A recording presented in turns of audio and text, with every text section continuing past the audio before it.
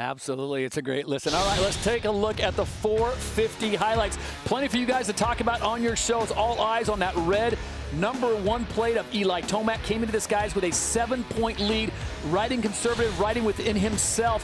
But the main event, Eli did not get a great jump.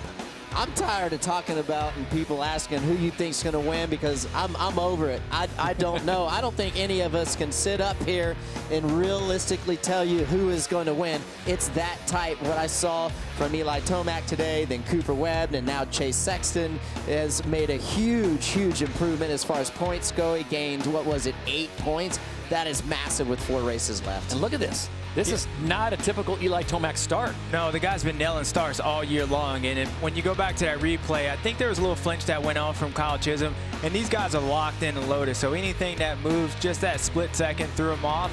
And to Ricky's point, it is hard to talk about who's going to win and not while you're watching Ken Roczen and Justin go, hey, they could win. Ken got one, and Justin hopefully will get one. But you know, the difference is a start. Chase Sexton got it. Those other two didn't. And that was your race right there. I think as it comes down to the wire here, it just puts that much more emphasis on a guy like Eli Tomac and Cooper Webb, who are a few points ahead of Chase Sexton, to execute those starts and not make any mistakes, because now we don't have as many races to recover from, say, bad execution. Absolutely. And these guys are racing towards that playoff, baby. So everybody's still racing.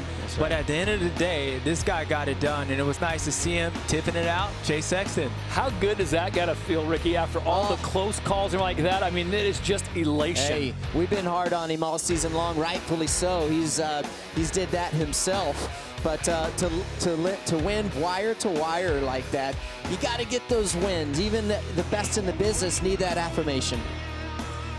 There is the podium. Chase Sexton, Justin Barcia, Ken Roczen. Mixing things up just a little bit.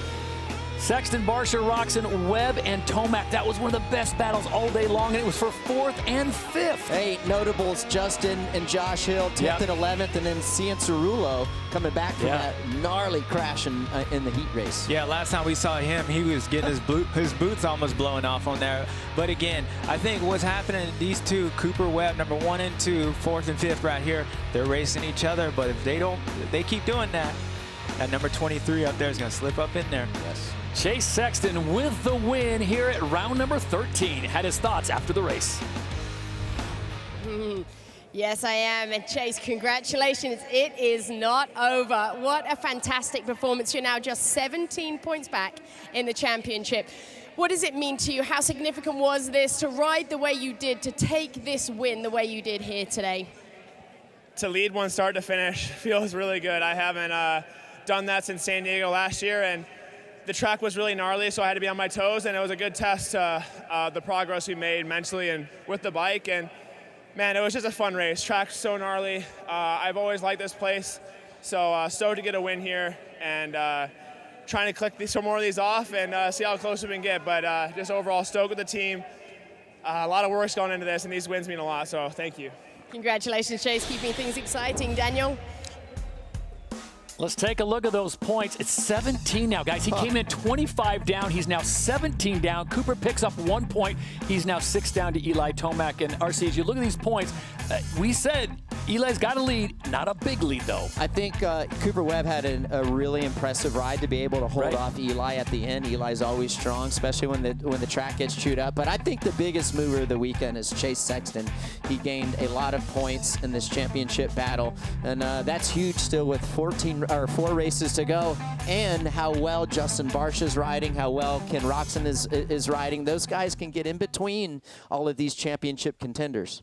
Absolutely. And the one thing with Chase, we've been talking about all year, he has the speed. Yeah. I do believe out of those 3, he is the one, he's probably the fastest out of all 3 of those guys. So for him to find that confidence, it wouldn't be surprising if he wins the next 4 races and then really sets himself up to be a title contender or possibly win this thing. So it's still a chance for him if he can figure that part out. Well, this track was an absolute monster here at Atlanta Motor Speedway. And guys, let's focus on the whoops. Cooper Webb, not 1 set, but 2. And this time he's able to hold off Eli Tomac. What you thought? Yeah, I mean, I think with Cooper, I believe what happened with him and Jason getting away from him, it was hard for Cooper to race 4, but you know, he was going inside, outside, blitzing through the whoops, and as that first pass, you saw Eli close up to him. But what Cooper did, what he always does, he's always just figuring out a way to get it done. And Eli, I thought he was going to get him, but Cooper's 1 point's better than nothing, or losing points. So I think he was a win. You got to apologize for what he said after the race, but that's Cooper. And then you hear Eli, he's still positive. He feels like nothing. Hey, you know what? I lost 1 point, but I can go back and get it next weekend. I think for the whoops, the biggest thing is, Cooper didn't do anything crazy. He did maintain, which was great. I think the biggest thing that I took away from that is Eli Tomac didn't adjust. He saw what Cooper Webb was doing, and he didn't do that. Yeah, absolutely. I believe that's why Eli is okay with the 5th place, because instead of adjusting and possibly like ending up like how some of these guys did in the whoop section, he's not going to do that. So he'll live to fight another day. Well, the whoops played a huge role in the final results, and for more on those 2 sections, let's check in with Daniel Blair. Wow. I mean, it all happened right here. I mean, we talked at Glendale about the start and the gate pick and everything that transpired, and it all happened here in the first corner today. Eli Tomac and Cooper Webb both buried out of the start. You saw how frustrated they were in the podium interviews. They couldn't get out of the gate, and 1, 2, 3 in the start went 1, 2, 3. And look, I'm going to be honest. I still feel like Tomac and Webb are the 2 favorites to close this thing down because of the points that they have on Sexton. Sexton has to pull off something pretty miraculous here, but is it possible? Yeah. I mean, Jason Anderson won 4 races out last year, and Sexton we've talked about all season. Once he figures this thing out, what happens then? This is 2 races in a row where he has not been on the ground. This one was 20+1 all the way start to finish, wins the thing. So I think we probably need to see one more race, but if Chase Sexton wins East Rutherford next weekend, the conversation needs to completely change because he's still mathematically in range, and after what I saw today, he is purely the best rider on the track today. Will he be in a week? We'll see, but if he gets that win, I think we got to have a different conversation here because it won't be a 2-rider fight. It'll be 3 if he gets one more win. Guys. All right, good stuff, DB. Let's look at those points one more time.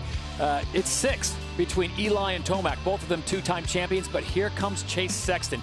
Is he getting the momentum at the right time? 17 points down. And to Daniel's point, if he pulls it off in New Jersey, it's going to be a different story. But right now, it's 1 and 2. It's Eli and Cooper. Here's what they had to say after the race. That's the bottom line. The leaders got away, and obviously Eli was all over me, so that was the main goal, to keep him behind me. But yeah, man, just was off, didn't feel comfortable, but got to take these bad days and just go what you got to do. Track was gnarly, but yeah, we got to regroup and get better. That was not good. So get back to the truck, we'll do some homework and come back swinging next week. But I want to give it up to the good Lord, the Red Bull KTM team, my mechanic Carlos, Thor, Alpine Star, 100%, and all these fans, they were great. But yeah, we got a lot of work to do. Well, you're right about that. We were together that whole moto there. I was trying to make a pass. I got really close around halfway, and then nothing really else happened. I was trying a few things here and there, trying some different whoop lines, and couldn't ever finish anything. So, you know, it was a tough track for me to make up time on. But to be honest, I really blew it on the start, had a big wheelie right out of the gate there. So set myself back right away, and you know, I'm trying to take this with positive that he was just 1 position in front of me. So we'll go on next weekend and keep pushing. Hi folks, Lee Diffie from NBC Sports here. If you truly enjoyed what you just watched, you can get more news, interviews, and highlights by subscribing to the Motorsports on NBC YouTube page. You can get it all, so go for it.